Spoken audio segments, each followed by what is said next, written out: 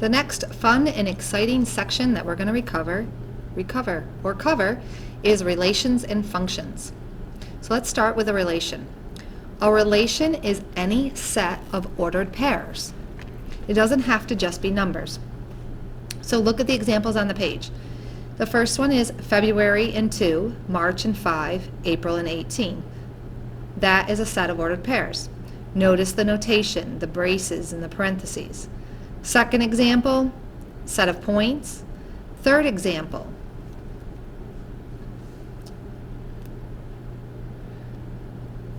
we have numbers, and they're either going to perfect square or prime number. So 9 perfect square, 13 prime, 19 prime, 25 perfect square, 41 prime. That is a relation. And the last example is just a graph with points on it, any points. So just think of a relation as any set of ordered pairs. Doesn't matter if it's numbers, it can be words like perfect square, it can be months, it could be shapes, it can be anything.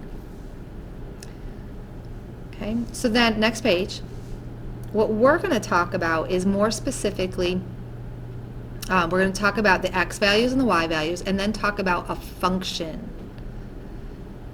So, domain is your independent elements, your x values. Think about graphing. You go over x, up y, your independent elements. Your range is your y values or your dependent elements. A function is a relation, so any set of ordered pairs, that for every x, there can only be one y. So, domain x values. Memorize that. What's the domain? So if I ask you what's the domain, you should be able to tell me. What's the range? Memorize the range is the y values. Function, for every x, there's only one y. So let's look at the example.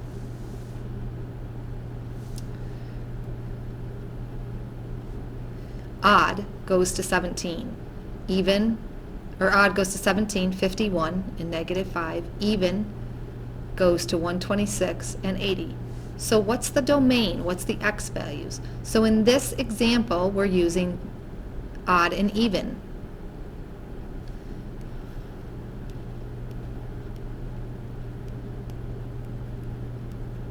What's the range? What's the y values? The numbers over here, the independent, right, x values, and then the dependent. 17 can't just go to any number, any value over here, right? That's why it's dependent. It's dependent on whether it's odd or even. So our y values are 17, 126, 51, 80, and -5. So for every x, is there only one y? Or as I stated here, for every y, is there only one y value for every x? So for this x, does it only go to one y? No, it goes to 3. So no. So if we answer no, then is it a function? No, because our function says for every x there can only be one y. Next page. Let's look at another example. What's your x values? Rhombus, square, scalene triangle, trapezoid. What's your range? Y values, equilateral triangle, polygon, non-equilateral triangle.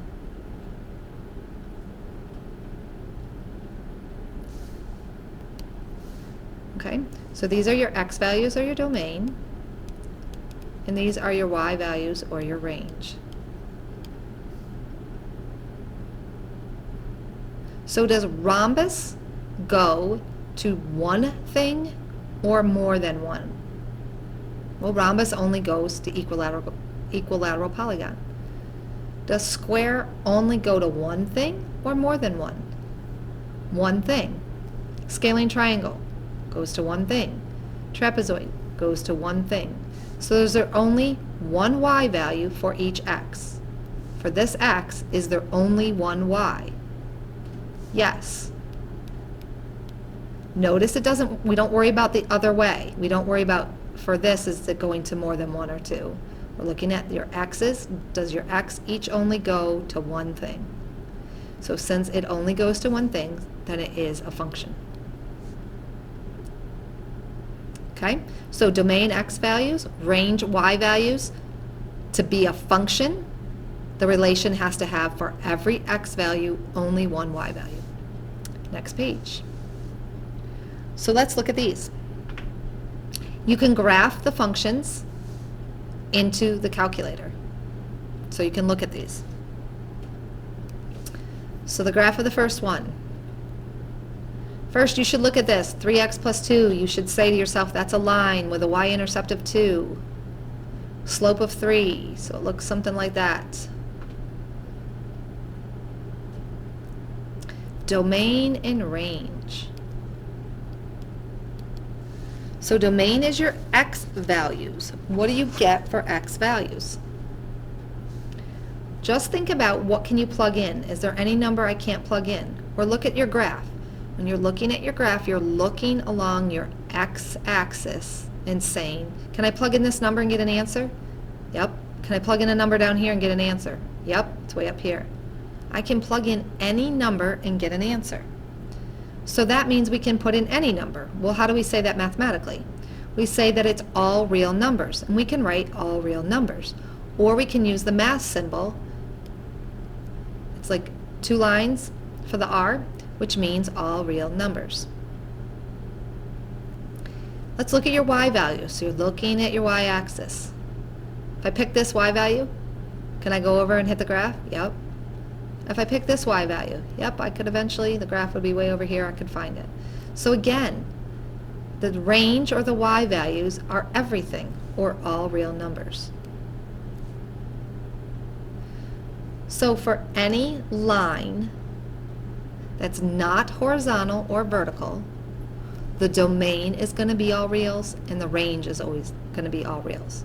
Because isn't there every x I can plug in and get an answer? And for every answer I can find out the x value that goes along with it. So every line that's not vertical or horizontal. Next graph. X squared plus 1. So x squared, you should say to yourself, that's a parabola, quadratic. We're raising it up by 1, so it looks like this. Domain and range. Can I put any x value in and find a y value? Can I put in 10? Can I put in 11? Can I put in negative 2? I can put in any number, square it, add 1, and I'll get an answer. So your domain is all reals.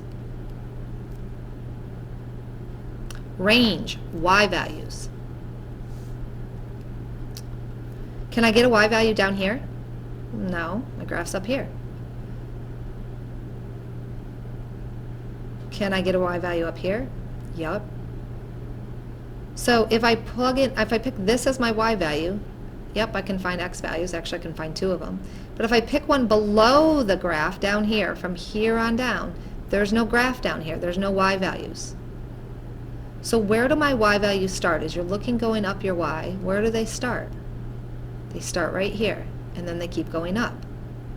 So my y values start at 1 and keep going up. How do we write that? Y is greater than or equal to 1. And don't worry if you're confused, because we're going to do a lot more domain and ranges in class. Sometimes it takes a little while to get this. Looking at the next one. This one you might not know what it looks like graphically, but hopefully by the end of this year you will. It's a semicircle. It goes from -3 to +3 and from 0 to 3 on the y-axis. So I kind of answered the question, what's the domain and the range? Where do your x values start? If I pick -10, is that the graph out here? Nope. What if I pick something out here? Nope. But if I pick something between -3 and 3, if I pick any of these values between here and here, right, I find the graph. So my domain goes from -3 to +3. So how do we write that? -3 less than equal to x less than or equal to 3.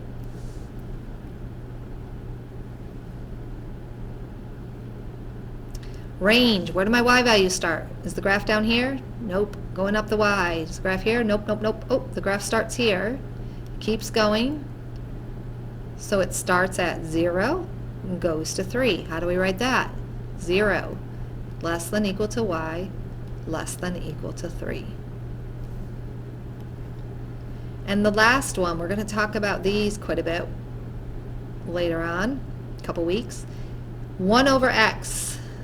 The graph looks like this.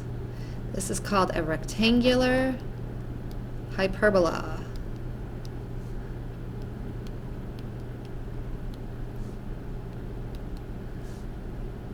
Okay, domain and range. When you're looking at for the domain, you can also look at the equation. Like up here, could you plug in like 10? If I plugged in 10, I get 9 minus 100. That would be a negative number. Can I take the square root of a negative number? Not yet. It's not in the real numbers. Okay. Looking down here, what can't I have? Can I plug in 1? Can I plug in 2? Can I plug in 3? Can I plug in 4? Can I plug in negative 10?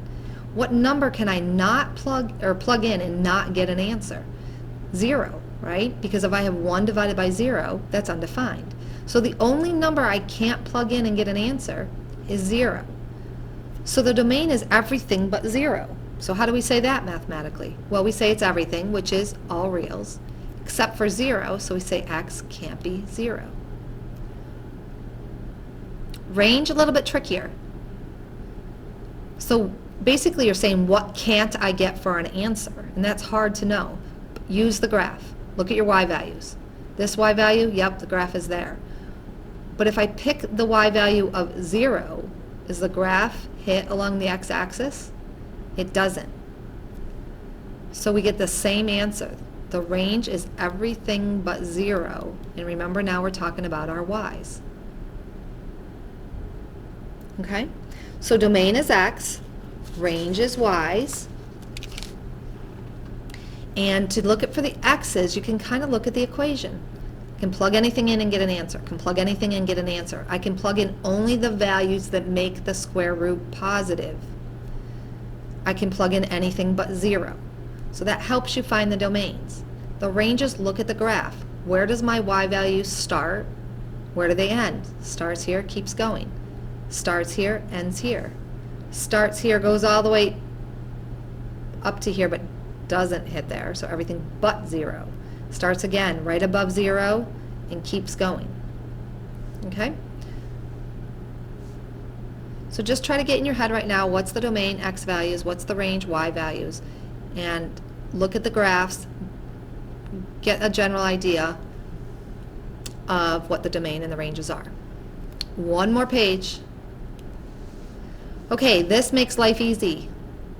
This is how we can use a graph to tell if something's a function or not a function.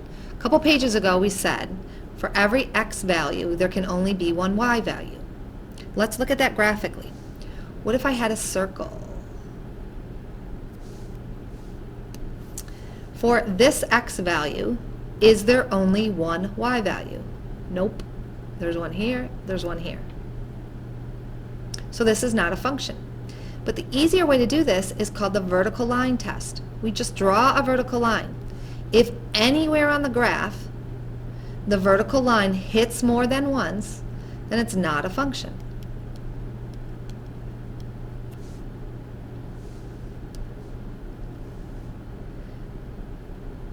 What if my graph looked like this and then circled around a little bit?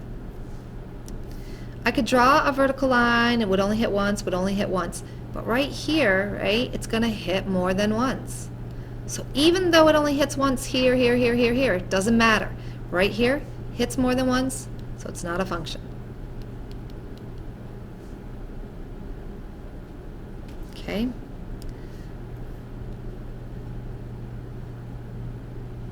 Let's look at a curve like that. Drawing a vertical line. Wouldn't matter, right? Everywhere I draw a vertical line, it would only hit once. So this is a function. So the vertical line test is a great way to tell if a graph is a function or not a function. Okay? That's it for now. I'll see you in class and we can do some more practice and hopefully you'll understand all of this completely. See you tomorrow.